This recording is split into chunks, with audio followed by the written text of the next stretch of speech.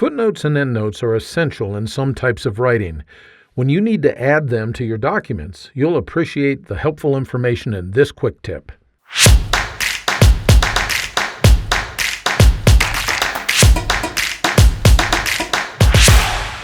Footnotes and endnotes are used to provide annotations or references for a document.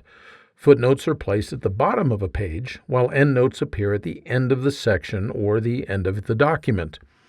If you want to insert a footnote in your document, all you need to do is position the insertion point where you want the footnote mark to be located. Next, display the References tab of the ribbon, and then you want to click on Insert Footnote. A footnote mark appears in your document, and the insertion point moves to the bottom of the page on which the footnote appears. Now you can enter your footnote, formatting it as you would any other text in your document. Adding an endnote is done in a very similar manner. Start by placing the insertion point where you want the endnote mark to appear. Then, on the References tab of the ribbon, click the Insert Endnote tool, and Word adds the endnote. Here's where the difference comes in, though.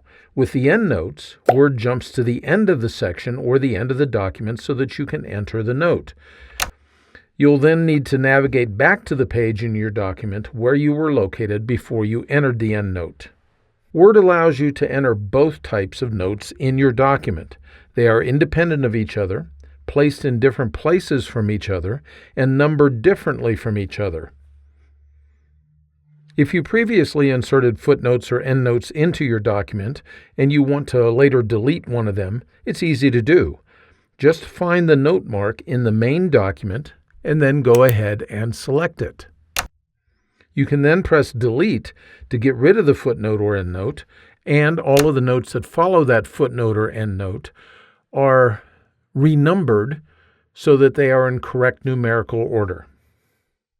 If you want to move the note somewhere else, instead of pressing Delete, you can press Ctrl-X to copy it to the clipboard. Then you move the insertion point someplace else that you want that footnote to appear, and then press Ctrl-V to paste it back into the document. As you can tell, deleting or copying footnotes and endnotes is done just like deleting or copying any other text in your document. The point is that you do the editing within the main document, not within the footnote or endnote itself. I hope you found this quick tip helpful.